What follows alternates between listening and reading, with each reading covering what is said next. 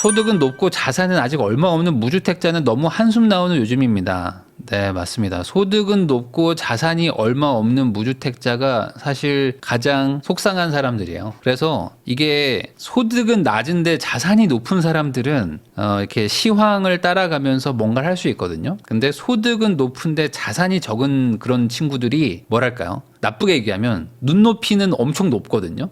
눈높이는 20년 뒤에 나에게 가 있어요. 그러니까 내가 이 소득으로 20년을 벌면 나는 자산도 얼마가 되고 소득도 얼마가 되고 나는 뭐 한 부장님 정도 급으로 가 있으니까 나는 이 정도로 부자가 되겠지. 내가 여기까지 어떻게 올라왔는데?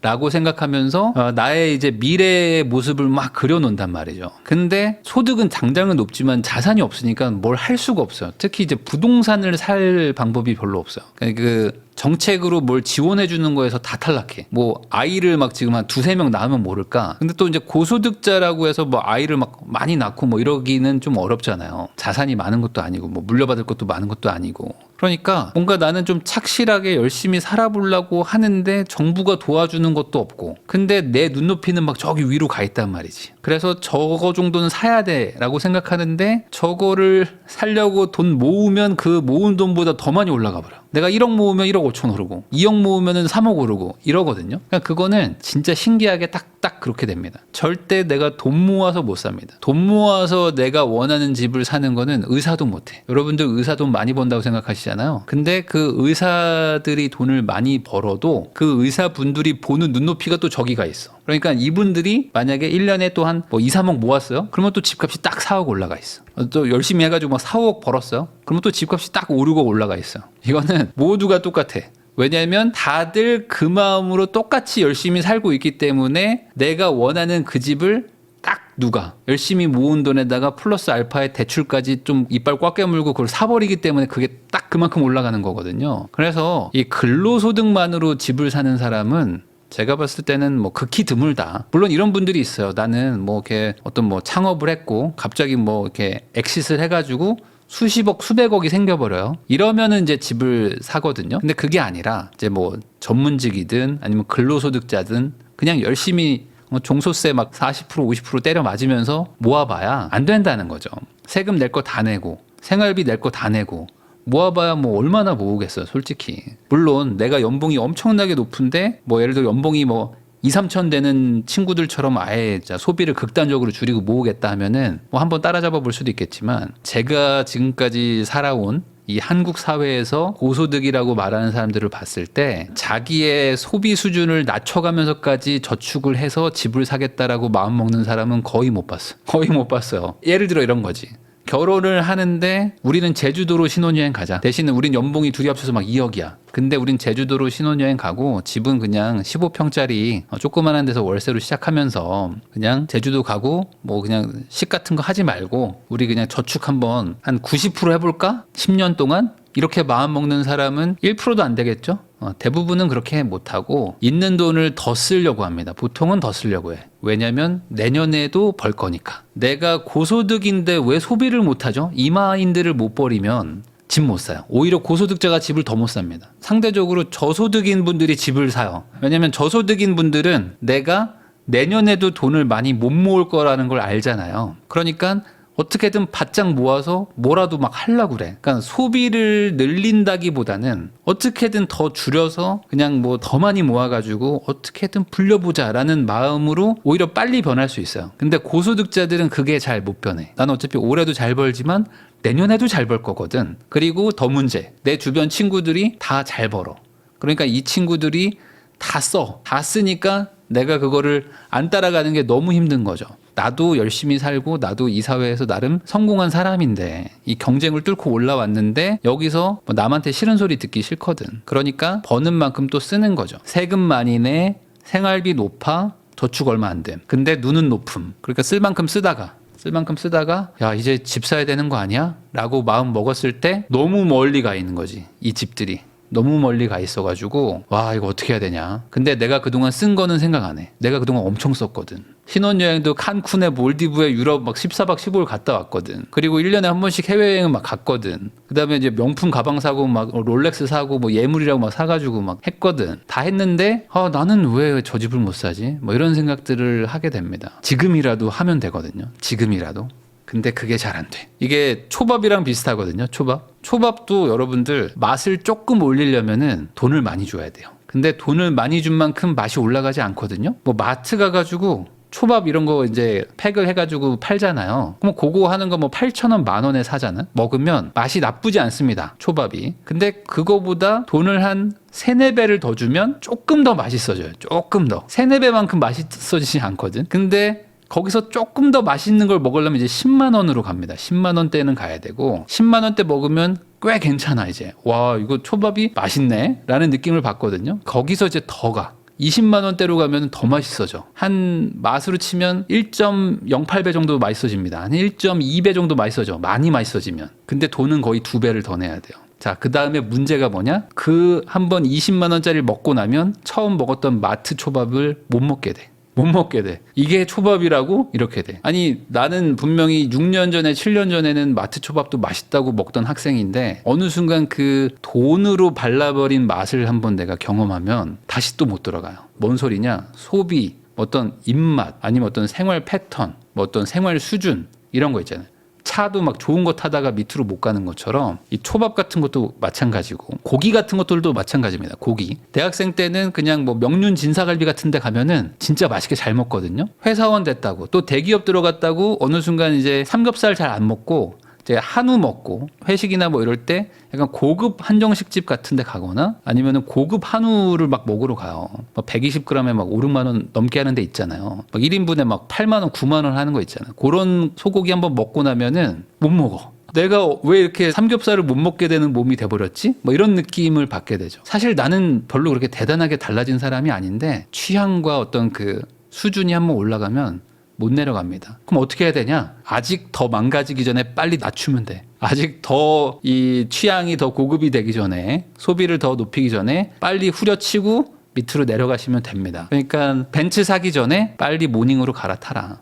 그랜저에서 멈추고 모닝으로 가는 게 낫습니다. 벤츠 타다가 모닝 가는 건 더 힘들거든요. 더 망가지기 전에 내려가라. 내려갔다가 나중에 다시 올라오시면 됩니다. 안녕하세요. 내가 가진 모든 걸 모아가지고 상급지에 깃발 꽂아야 되는 게 트렌드 아닌가요? 여기에서 소외되는 것도 정말 허탈하고 속상한 것 같습니다. 열심히 따라왔다고 생각했는데 또 상급지는 순식간에 멀어져 버리는데요. 내 돈의 그릇을 키우기도 전에 남의 그릇만 쳐다보면서 부러워하게 되니까요.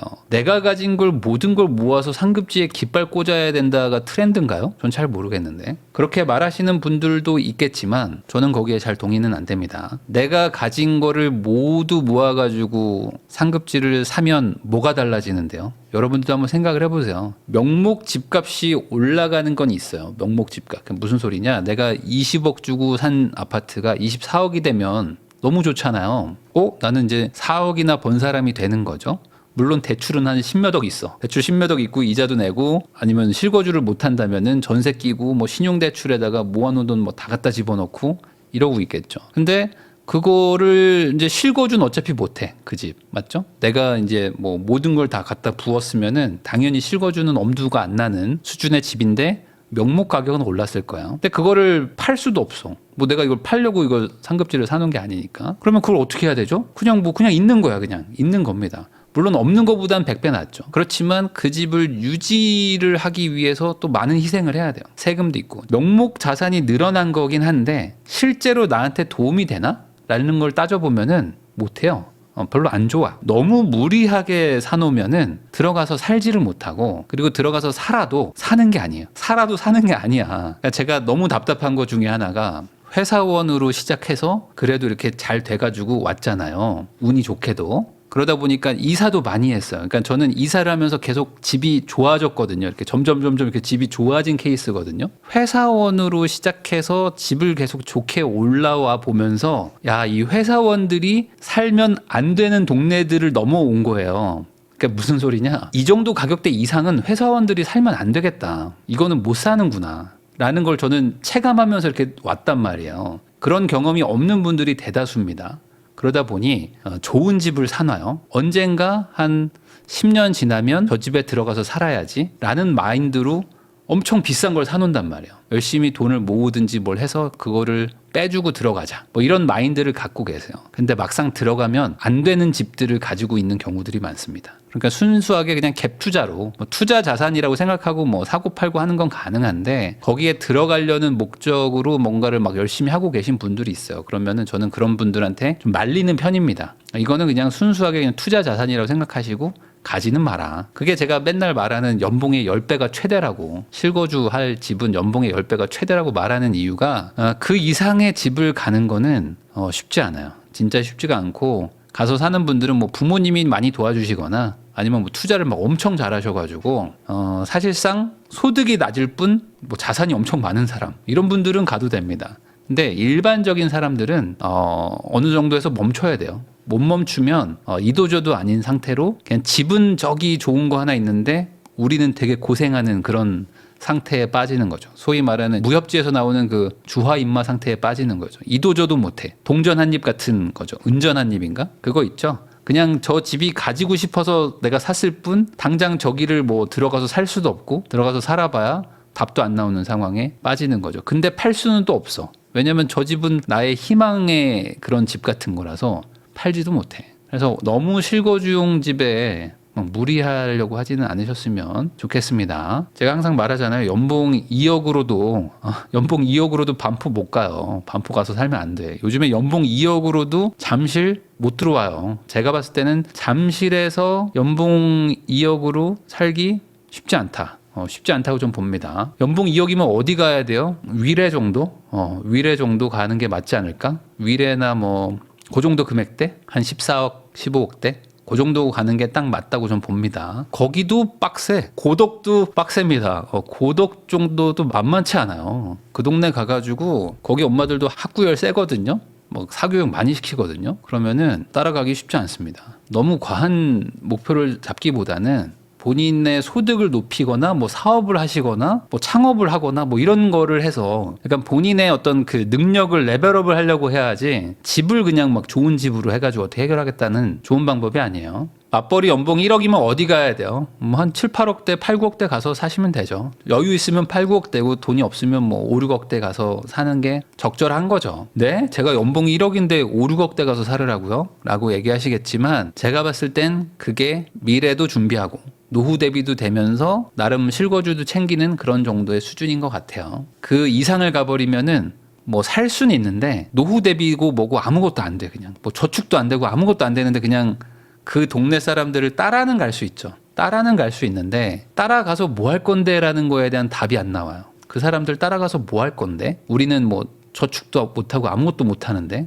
대출도 뭐 못 갚고 있는데 뭐 이런 상태로 이제 가는 거죠. 자녀들이 뭐 엄청난 부자가 돼서 뭐 다 빚을 갚아주면 모르겠지만 뭐 그런 상태도 아닐 확률이 높죠. 요즘에는 자녀들이 뭐 부모님의 인생을 바꿔줄 만한 일들을 하기가 쉽진 않으니까 그렇게 생각하시면 될 것 같습니다. 도박을 해야지 집을 사죠. 그냥 해가지고는 절대 못 삽니다. 그러니까 집을 사고 싶기 때문에 레버리지를 쓰는 거다. 이것도 어느 정도 좀 공감은 됩니다. 왜 그러냐면 우리나라의 집이 되게 문제가 뭐냐면 그러니까 집은 어찌 보면 이제 실수요 상품이잖아요. 그러니까 내가 필요한 거잖아요. 근데 이 필요한 거가 돈도 되는 게 한국 아파트 시장이거든요. 그러니까 먼저 빨리 선점해가지고 운대가 잘 맞으면 어찌 보면 집도 해결하고 그러니까 거주지도 해결하고 노후 준비도 해결하고 투자도 해결하는 한마디로 일석삼조가 있는 게 요 아파트예요. 그러다 보니까 요 아파트를 가지고 있느냐 안 가지고 있느냐에 따라서 우리나라 이 국민 기준으로 봤을 때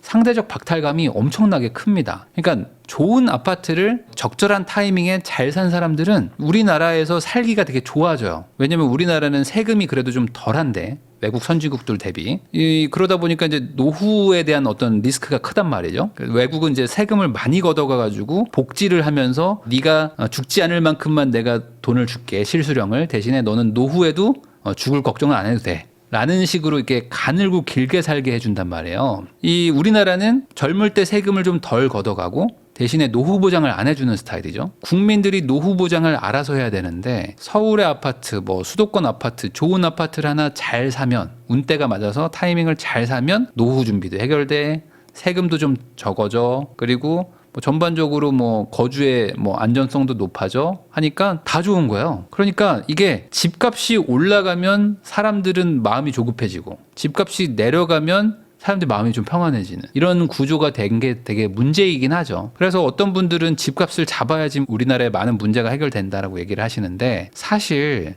저는 그건 선우가 바뀌었다고 보거든요. 집 말고도 투자할 수 있는 것들이 많고 거기서도 성과가 꾸준히 나오고 하면 집에 대한 수요가 많이 낮아질 거라고 봅니다. 특히 지방에 있는 분들이 집 말고도 돈 벌 수 있는 대안을 줘야 돼요.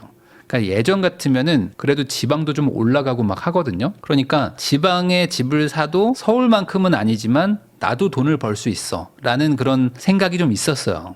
근데 이게 지금 똘똘한 한 채 이런 걸로 되게 강해지면서 지방에 집을 사가지고는 절대 돈을 못 벌어 라고 생각한단 말이에요. 가뜩이나 이 상대적 박탈감이 생기는 이 부동산 시장에서 서울 수도권을 가지고 있는 사람하고 나머지를 더 비교하게 되는, 그러니까 더 점점 더 이 박탈감이 더 커지는 정책으로 가고 있단 말이에요. 그러면 최소한 우리나라에서 뭐 집은 안 사더라도 집 안 사고 뭐 국내 주식을 사면 장기 투자를 하면은 나는 노후 대비는 돼. 뭐 이런 식으로 문제 해결 대안을 줘야 되는데 우리는 그 대안도 못 주고 있단 말이죠. 그러니까 어찌 보면 이 외국으로 지금 투자하는 서학개미 분들이 이거 미국은 그래도 장투도 되고 막 올라간다고 하잖아. 그러면은 이게 언제까지 가겠니? 가다가 또 중간에 또 빠지고 할 거 아니야. 그러면 이렇게 올라갈 때 한번 바짝 벌어보자 라는 생각을 하시게 될 것 같아요. 거기서 벌어가지고 집을 사야지 라는 그런 논리가 되는 거죠. 어찌 보면 지금 코인도 마찬가지고 코인으로 돈 많이 벌어서 집 사야지 이런 생각하시는 분들 많거든요. 그러니까 이게 악순환의 악순환을 만드는 게 아닌가라는 생각이 좀 듭니다. 한국인들한테